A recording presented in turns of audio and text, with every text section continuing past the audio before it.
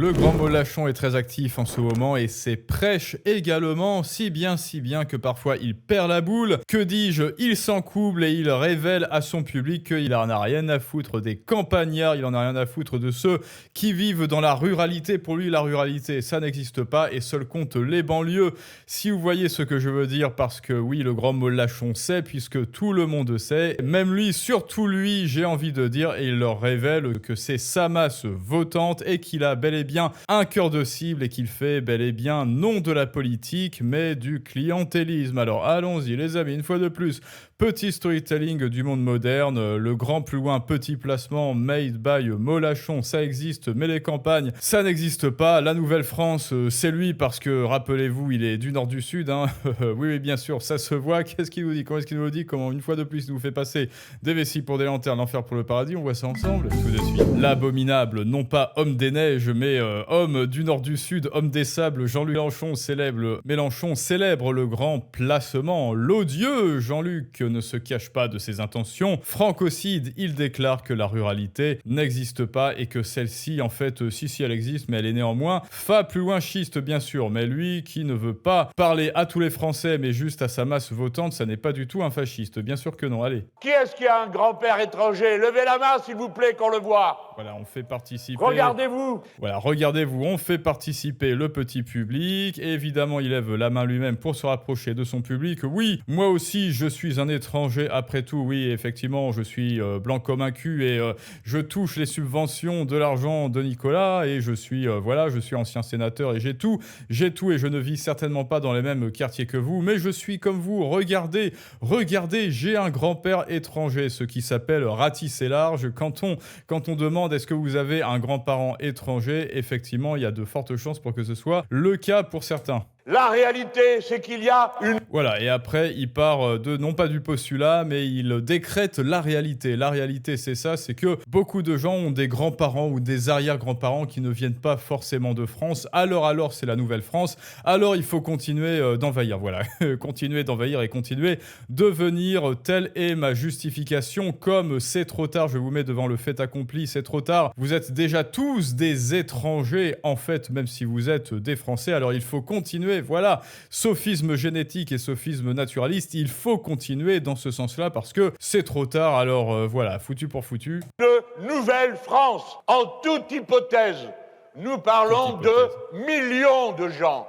Cette Nouvelle-France, c'est la nôtre. C'est la leur et c'est surtout la sienne. La ruralité qu'on nous jette à la figure n'existe pas.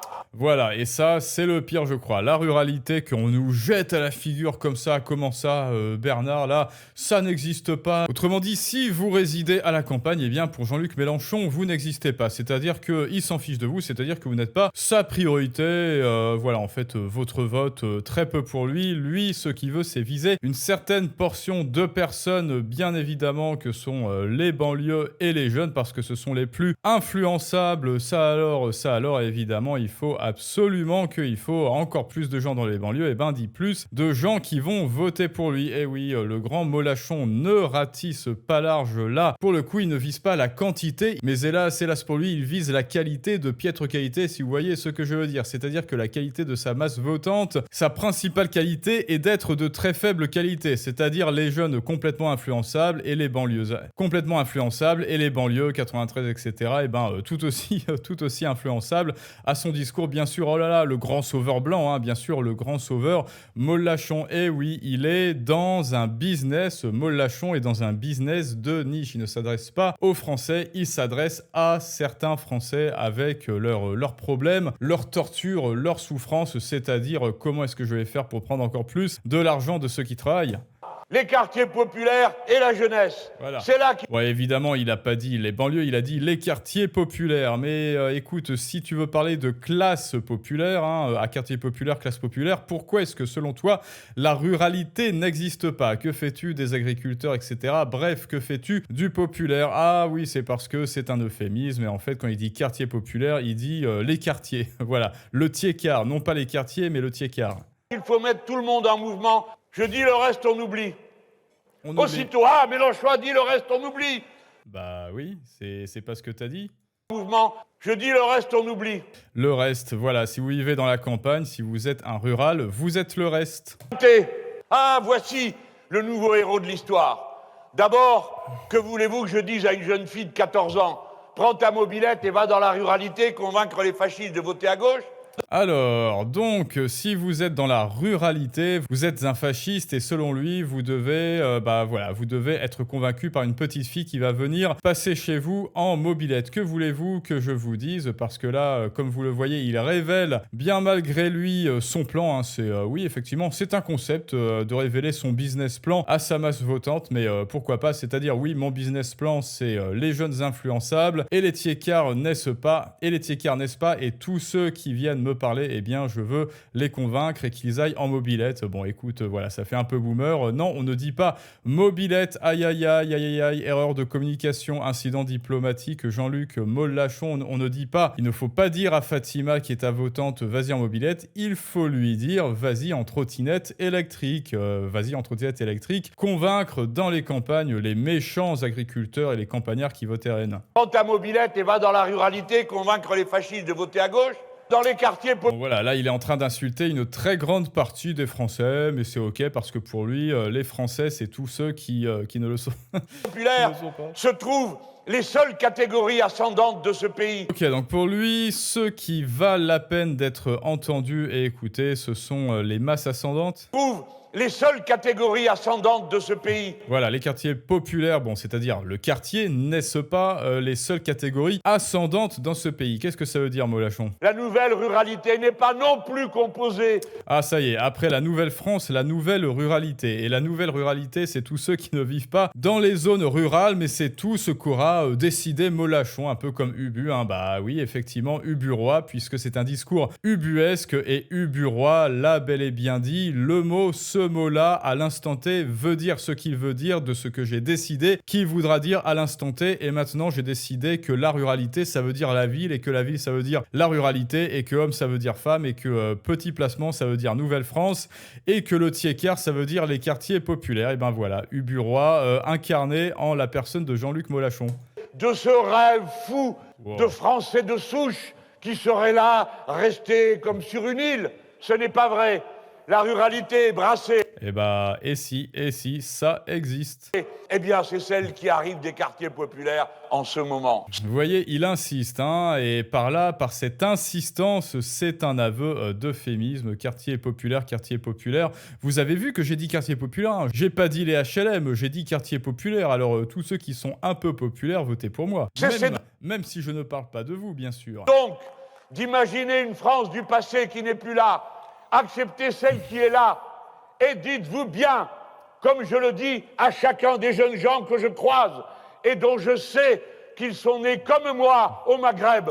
Voilà, storytelling de la S, ils sont nés comme moi au Maghreb. Et oui, je suis comme vous, vous êtes comme moi et comme je vous ressemble. Bon, c'est vrai, il y a 2 zéros en plus à mon salaire à moi, à mon patrimoine. J'ai un truc dans le Loiret là. J'ai une maison de campagne dans une zone rurale. J'ai une maison de campagne dans la ruralité. Mais souvenez-vous, la ruralité, ça n'existe pas. Alors ma maison de campagne n'existe pas. Et écoutez, et si on allait habiter tous dans la maison de campagne qui n'existe pas du grand Mélenchon? Mais donc, je me dis, ok, donc la ruralité n'existe pas ou n'existe plus. La France des Français n'existe plus, mais alors du coup, il doit avoir des chiffres, le Mélenchon. Et là, ça représente presque 22%, donc presque un quart de la population française qui vit en dehors des grandes agglomérations. 15 millions d'habitants sur une population totale. Zone rurale, 7% de la population, très petite commune. Ensuite, voilà, tendance, le besoin d'espace, de développement, de télétravail. Donc on est à presque un quart de la France n'existe pas pour le grand Mélenchon. Et ben écoute, moi j'ai envie de dire, c'est dommage de s'encoubler ainsi, c'est dommage de se saborder et de se tirer une balle dans le pied ainsi et de dire vous n'existez pas pour moi, parce que oui, ça s'appelle du mépris, et du mépris de classe et du mépris tout court, hein, du mépris existentiel. Pour lui, vous n'existez pas, exactement comme sa maison dans le Loiret, et il s'adresse à vous savez qui. Et dites-vous bien, comme je le dis à chacun des jeunes gens que je croise et dont je sais toute ressemblance avec Mussolini serait purement fortuite, qu'ils sont nés comme moi au Maghreb. Voilà, et oui, effectivement, ils sont nés comme moi au Maghreb, mais j'ai jamais vu quelqu'un d'aussi blanc comme un cul. Alors peut-être que c'est le contraste, voilà, contraste de quantité noir, blanc, je sais pas, Molachon, mais tu ne ressembles pas vraiment. Tu es juste, peut-être, oui, tu es un Maghrébin mental, effectivement, mais peut-être que tu es surtout un Français, un bon gros bourgeois français parigot, mental et physique. Alors tu n'as plus rien à voir avec le Maghreb, à part, tu n'as plus rien à voir avec le Maghreb, à part ta stratégie de business plan complètement cynique.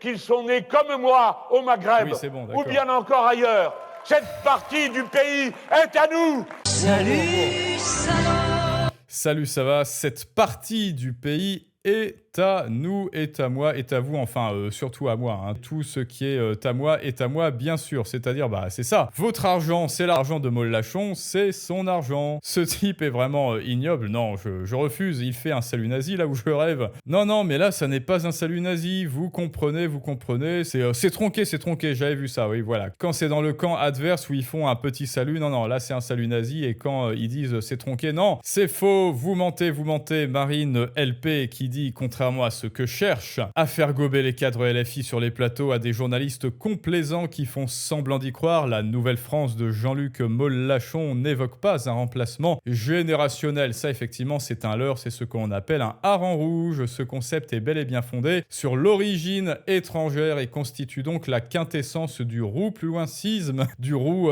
plus loinciste et la négation de notre constitution, effectivement. Alors, on hurle dans mon oreillette que c'est un montage, mais excusez-moi, mais n'est-ce pas exactement ce que fait la LFI? N'est-ce pas tout précisément la stratégie de la LFI, de sectionner comme ça un discours et de dire aux gens, oui, les arbres quand même, plein le huc, n'est-ce pas? Et après, quand on hurle et quand on dit la LFI vient de commettre un délit, le discours qu'il diffuse est un montage de paroles qui comprend 8 coupures, et ben là, tout va très bien, madame la marquise, il procède d'un assemblage de fragments bout à bout. Bah oui, sauf que ces fragments, il les a dit. Il a bien dit ce pays est à nous. Il a bien dit la ruralité n'existe pas. Il a bien dit laissez-les. Vite et cours voir le reste.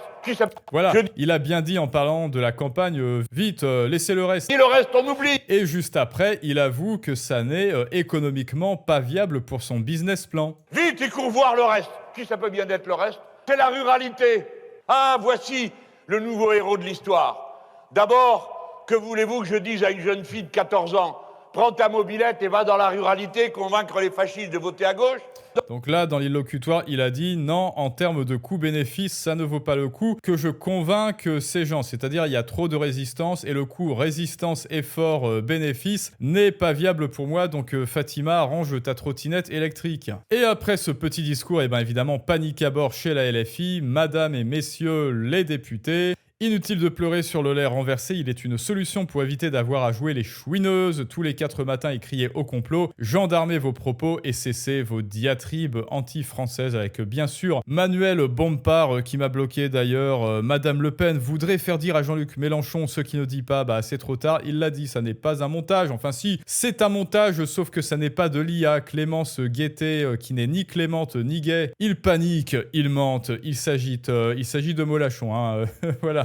Au cas où tu ne le saurais pas, c'est Molachon qui a à l'écran, Clémence. Nous sommes au travail pour convaincre, oui, ça on sait. Antoine Toto Léaumont, vous partagez un discours tronqué. Écoutez le discours complet, vous y êtes contredites. Ok, donc si on va voir le discours complet, apparemment, Méluche dit le contraire de ce qu'il dit. Ça veut dire, oui, la ruralité, finalement, c'est important. Fatima, oui, je t'ai dit de ranger ta trottinette, mais non, finalement, ne la range pas. Apparemment, c'est ce qui le dirait. Bon, bah écoutez, les amis, dites-moi ce que vous en pensez en commentaire. N'oubliez pas que ce type, ce maghrébin mental, bah oui, j'y peux rien, c'est lui qui l'a avoué et payé avec votre argent. Votre argent, c'est à lui et son argent, c'est à lui encore. Et tant que vous ne reprendrez pas la main sur votre argent qui est le nerf de la guerre, cette guerre est cette seule guerre à laquelle vous devez faire face, eh bien, vous devrez continuer de travailler pour le lui donner plutôt que de faire travailler votre argent pour votre propre compte. Et pour commencer à inverser la vapeur, le rapport de force et rétablir cet ordre naturel, c'est votre argent, votre retraite, eh bien il y a la masterclass classe de maître à Fouera en description et en commentaire. Je vous dis à tous à très bientôt pour un prochain storytelling du monde moderne, mais ça c'est une autre histoire.